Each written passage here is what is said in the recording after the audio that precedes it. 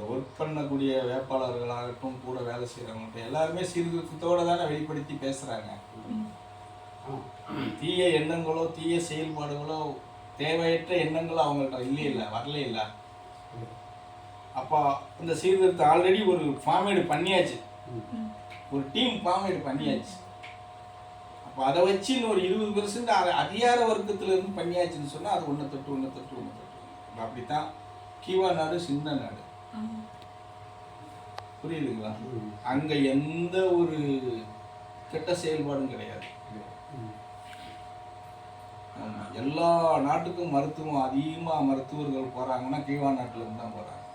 டாக்டர்களாகட்டும் நர்ஸுகளாகட்டும் அங்கெல்லாம் எல்லாமே. ஆமாம். காரணம் என்னென்னா இப்போ நான் சொன்னேன் இல்லையா, கல்வி மொத்தம் கவர்மெண்ட். நீ பெற்று 3 வயசு 5 வயசு ஆயிடுச்சா கொண்டு போய் விட்டுறணும். அவனுக்கு சாப்பாடுலேருந்து கல்வி கற்றுக் கொடுக்குறது, அவனை பாதுகாக்கிறது எல்லாமே அரசாங்கமே பார்த்துக்கிறது. சரியா?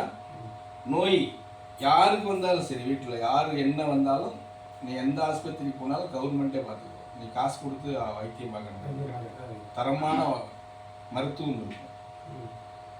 அங்கே ப்ரைவேட் ஆஸ்பத்திரிங்கிறதே கிடையாது. எப்படி? கவர்மெண்ட் ஹாஸ்பிட்டல் தான். ஆமாம், மந்திரியாக இருந்தாலும் அந்த ஆஸ்பத்திரியில் தான் படுத்து கிடக்கணும், அங்கே தான் படுத்து. அப்போ அது எவ்வளோ தரமாக இருக்கும், புரியுதா? அப்படி. ரெண்டாம் தரம் வந்து கல்வி. இப்போ டாக்டருக்கு படிக்கானா எல்லாம் கவர்மெண்ட் படிக்க, அவன் எந்த காசும் செலவு பண்ணி படிக்கல. அவனுக்கு வந்து நம்ம செலவு பண்ணி இருக்குமேங்கிற எண்ணமே அவனுக்கு வராது. கவர்மெண்ட் என்ன சிஓ கொடுக்கோ அதுதான் நம்ம ஃபாலோ பண்ணணும்னு தான் இருப்பான். அதனால அவன் தூய்மையான மருத்துவத்தை பார்க்கான், குணப்படுத்துகிறான், செய்கிறான். எல்லா நாட்டுக்கும் கொரோனா வந்துச்சு, அந்த நாட்டுக்கு மாத்திரம் கொரோனா போகல, தெரியுமா? ஈவாவுக்கு கொரோனா ஒரு நவரு கூட தொட்டுனது கிடையாது. அங்கேருந்து பல லட்சம் பேர் கொரோனாவுக்காக வெளிநாட்டில் வந்து இப்போ சிகிச்சை கொடுத்துக்கிட்டு இருந்தாங்க. புரியுதுங்களா? நம்ம கண்ணுக்கு எதிராக ஒரு சின்ன நாடு இருந்துக்கிட்டு தான் இருக்கு. புரியுதுங்களா? சைனா அது பெரிய நாடு, அவங்க எது வேணாலும் பண்ணிக்கலாம், அவங்களும் இந்த அடிப்படையில் தான் வச்சுருக்காங்க. புரியுதுங்களா? அது பெரிய நாடுங்கிறதுனால அவங்களுக்கு பெரிய முதலீடுகள்லாம் இருக்கும். அவங்கள யாரும் கீவா அப்படி இல்லை, சின்ன நாடு. அது அமெரிக்கா ஒட்டி இருக்கு. அவன் அவனுக்கு ஏகப்பட்ட பொருளாதார தடையை போட்டு வச்சுக்கிட்டு இருக்கான். அதுவும் மீறி தான் அவங்க வந்து எல்லாமே செய்கிறாங்க. அங்கே விவசாயம் பார்த்தீங்கன்னா முழுக்க கரும்பு தான். கரும்புக்கு இதுக்கு கொடுத்துருவாங்க, கவர்மெண்ட் கொடுத்துருவோம் விவசாயத்துக்கு. நீ அதை நட்டு அதுக்கு உண்டான உரங்கள் எல்லாமே கவர்மெண்ட் கொடுத்துருவோம். மருந்தடிக்கிறனாலும் உரம்னாலும் எல்லாமே கவர்மெண்ட் கொடுத்துருவோம். அதை நட்டு உரம் போட்டு தண்ணி பாய்ச்சி அதை நல்ல முறையாக வளர்த்து கொடுக்கணும். வளர்த்து கொடுத்துட்டீங்கன்னா அதை வெட்டி கொடுக்கும்போது அது கவர்மெண்ட் எடுத்துகிட்டு போயிடும்.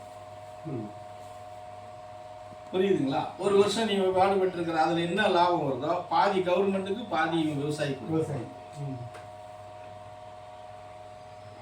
அப்போ இப்படி வரும்போது நாம் போய் அவன் கொடுக்குற 2500 அந்த உதவி இது இந்த உதவியெல்லாம் நம்ம கேட்டுக்கிட்டா இருக்க போகிறோம்.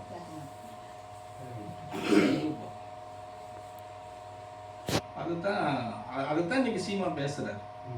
சீமா இன்னைக்கு அதுதான் பேசுகிறார். நல்ல ஒரு கொள்கையாக இருக்கு. நான் சில உள்வேலைகளெல்லாம் பார்க்கும்போது மீறி அடித்து வர்றான் அப்படின்னா கண்டிப்பாக இவன் வந்து இயற்கையை சார்ந்து தான்டா இவன் வந்திருக்கிறான். அந்த தைரியம் அவனுக்கு தான் வரும், வேற எவனுக்கு வராது. இயற்கையை சார்ந்து எவன் வரானோ அவனுக்கு மாத்திரம்தான் அந்த தைரியம் வரும், மற்றவங்களுக்கு வராது, உழண்டுருவாங்க. சரி ரைட்டு அப்படி இருக்கட்டும். ஒரு சின்ன ஒரு வாரத்தில் சின்ன அளவில் சந்தோஷம். ஆமாம்.